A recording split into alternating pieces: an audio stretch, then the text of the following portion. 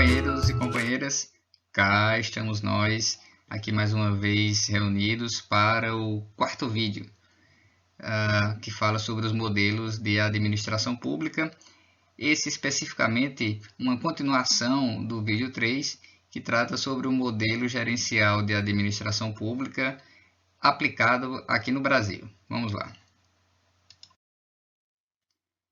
Pois bem, o modelo gerencial aqui no Brasil, ele começa a ganhar mais espaço, começa a ter uma maior notoriedade a partir da década de 90, com as propostas do companheiro FHC, com as propostas de reforma do Estado a partir do governo do companheiro FHC.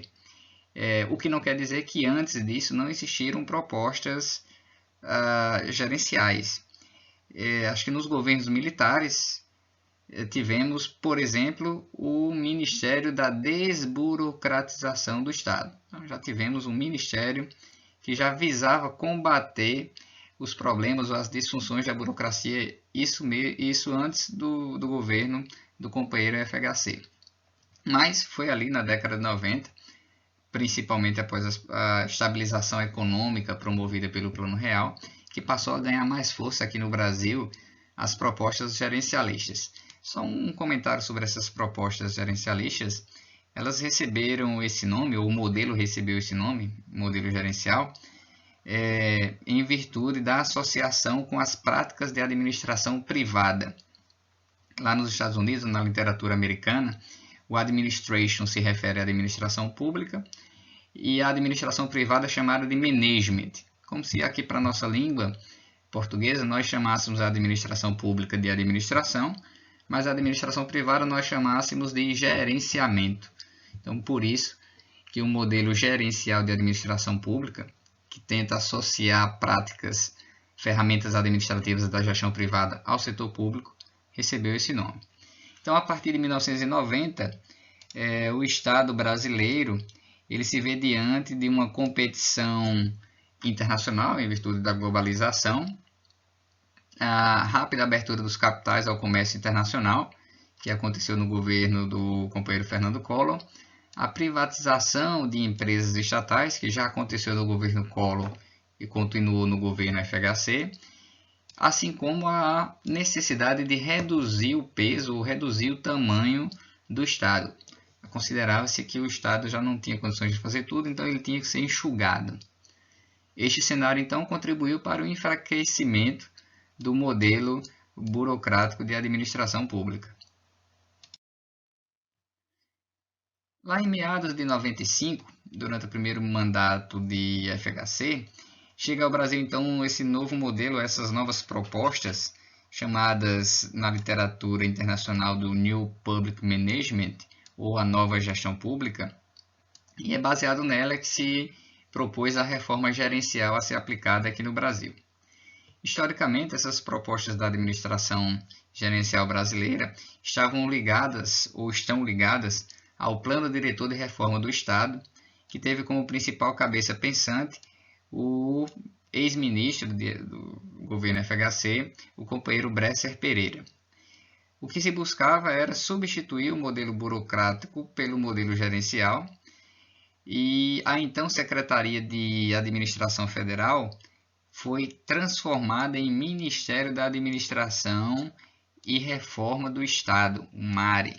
Então, depois do Ministério da Desburocratização, ainda nos governos militares, nós já tivemos no governo FHC o Ministério da Administração e Reforma do Aparelho do Estado. Esse ministério tinha como objetivo, então, implantar essa nova estrutura da administração pública aqui no Brasil. Então, foi feita uma reforma em 1995 que baseava-se em dois princípios básicos: tornar os administradores ou gestores públicos mais autônomos, a ideia do empowerment, e mais responsáveis. A ideia, então, era até criar contratos de gestão que fossem assinados entre diferentes órgãos públicos, para que os gestores fossem cobrados por metas a serem alcançadas pela sua secretaria, pelo seu órgão. O Estado, então, só deve executar as tarefas que são exclusivas do Estado. Tudo mais poderia ser descentralizado para iniciativa privada ou para organizações sociais. No primeiro mandato de FHC, entre os problemas identificados provenientes do modelo burocrático, estavam os gastos com pessoal, com bens e serviços, assim como a ineficiência dos serviços públicos. As principais iniciativas, então, foram a proposição de uma nova arquitetura organizacional, com a criação das agências ou de várias agências reguladoras, assim como um estabelecimento, um vínculo mais forte com as organizações sociais. Esse vínculo com as organizações sociais tinha como principal nome a primeira-dama, a companheira Ruth Cardoso. Também foram adotados nesse período instrumentos gerenciais considerados inovadores para a administração pública, como alguns programas que visavam especificamente atribuir uma maior qualidade à prestação do serviço. Buscou-se também a valorização do servidor público, principalmente aquele que estava num nível estratégico do governo.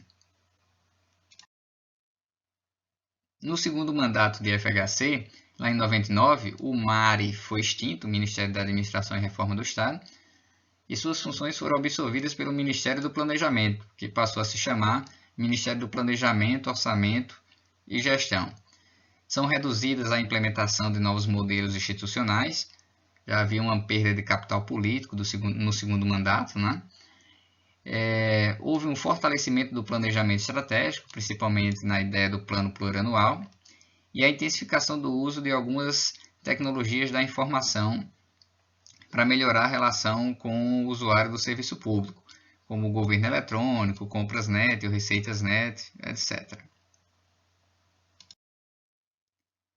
Em síntese, o governo FHC apresentou experiências gerenciais desde o primeiro período, que tiveram como mérito reintroduzir na agenda governamental temas como gestão e planejamento, tendo em vista que na década de 80 a maior parte das ações visavam apenas combater a inflação e não tinham um planejamento de execução de políticas públicas propriamente dito.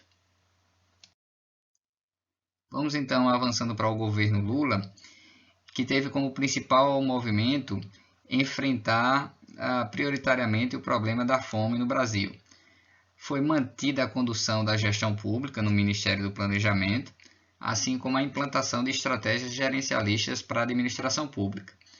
No campo da gestão pública foi dado ênfase ao programa de otimização de ações, e esse programa de otimização de ações foi o que levou à criação do programa Bolsa Família, já que, para otimizar a execução, juntou várias ações que estavam sendo desenvolvidas por diferentes órgãos, como existiu o Bolsa Escola, o Cartão Alimentação e o Vale Gás, que foram todos juntos e incluídos em um só programa, o programa Bolsa Família.